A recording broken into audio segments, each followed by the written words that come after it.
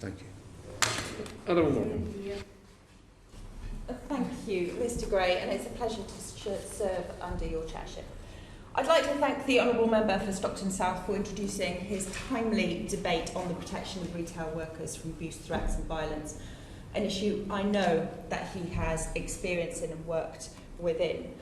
And I would also like to place on record my thanks to the Petitions Committee and a massive thanks to the thousands of signatories and those who have championed this petition. And also to pay tribute to USDAW, the cooperative movement and the GMB, who have worked tirelessly to ensure that this issue is given the time it rightly deserves to be debated. And we've heard some really strong and passionate contributions from right across the political divide here today. And the support, the need to really drive forward on this issue. But I particularly want to pay tribute to my honourable friend, the member for Nottingham North, who has really worked incredibly tirelessly on this issue, including the recent introduction of his own 10-minute rule bill. There is a growing epidemic in the heart of our communities, one of abuse, of violence against key workers who are the backbone of this country and who continue to show, particularly over this past difficult year, the significant value that they add to our communities, to people's lives up and down the country. And this is a crisis, and unlike so many other crises we must confront, we have a solution to tackle and deter unacceptable behaviour and violence and deliver justice for victims. But if you're in any doubt as to the scale of the problem across the country in 2021, and we've heard some of it here today, 88% of retail workers experienced verbal abuse last year, up from 77% the year before. 10% were assaulted. That's 300,000 out of a 3 million strong retail workforce. 455 incidents of violence and abuse each day. Yet only 6% of violence of these incidents result in prosecution. That is shocking. COVID pressures and restrictions have certainly driven that increase, but it is by no means a justifiable excuse. This crisis and grave miscarriage of justice has long existed, and it can't be ignored. Retail staff are our key workers. They are our sons, our daughters, our mothers, our fathers, our friends, our neighbours, those who have kept our country fed throughout this pandemic. They may be the only smile or only conversation our grandparent may have that day. They may be the person who returned your lost wallet, who comforts your child after being separated. They are retail workers, but they are so much more. They are counsellors, friends and heroes. And let's be clear, any and all forms of abuse, threats and violence, whether physical, verbal or mental, is unacceptable. No one should have to face harm at the hands of a stranger at work. No one should be treated with disrespect, spat at, bitten, grabbed, sexually harassed or discriminated against. No one should have to mentally prepare themselves before a shift. No one should be forced to take self-defence classes because the law fails them. And no one should have to take time off because of trauma or injury. Retail workers should not have to wear body cameras to carry out their work, yet so many are so fearful, so traumatised and so badly neglected by the authorities and the law that they feel there's no alternative. And yet many retail workers across the country, this is their daily experience, this is their battle. They already, as we know, they face insecure, precarious working conditions. They're paid disproportionately lower wages. They have fire and rehire tactics used against them. And a third are under the age of 25 and particularly vulnerable.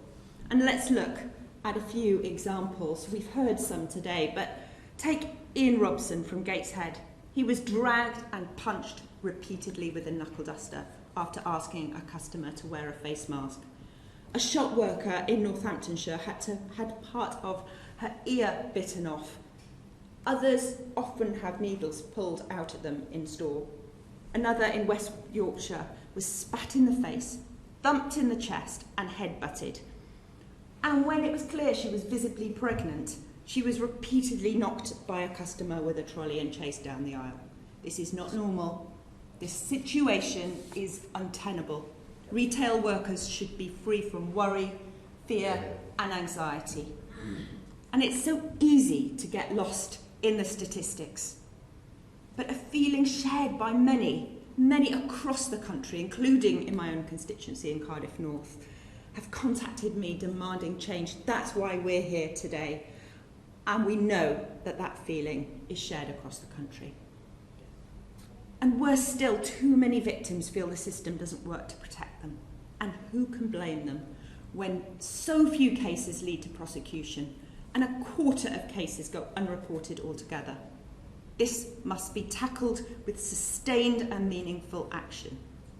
It's a damning failure of this UK government not to listen to the voices from the front line, not to recognise the exponential rise in abuse of retail staff, and not to protect our heroes.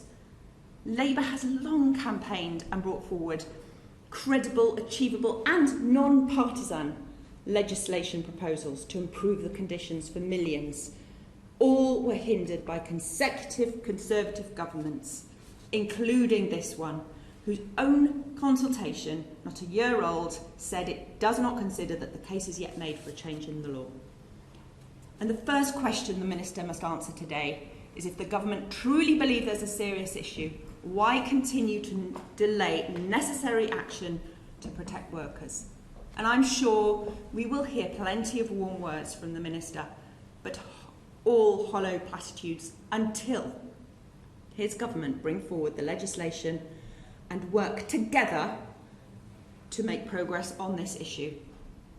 To pass our amendment tabled to the Police Crime and Sentencing and Courts Bill, this amendment, the Minister can answer that today. The government consultation last year reads like a devastating charge sheet of failings. These included a lack of response from police threats, inadequacies within the criminal justice system, concern over ineffective powers in the 2014 Antisocial Behaviour Act to deal with abuse, and also the recognition that victims themselves have a lack of awareness of their rights under the Victims Code. A consequence of the Justice Secretary, his predecessor and his predecessor's predecessor breaking promises to reinforce victims' rights and bring forward a bill. These points in the consultation were all accepted and recognised by this government, but yet it has failed to act. All this evidence points to the clear need for tighter legislation along the lines of the Assault and Emergency Workers Act 2018, introduced by my honourable friend, the member for the Rhondda. So will the Minister work with us now, as his predecessors did then? And will he explain what steps the government are taking to ensure the safety of retail workers, why they believe there's no case for a change in law, and how it will deal with the appallingly low prosecution rate? Time and time again, we hear warm words, grand gestures, but little action. We have put the option for progress on the table with this amendment. A standalone offence and a 12-month prison sentence for abuse, threats and violence against retail workers is here and ready to go. We will do what's necessary.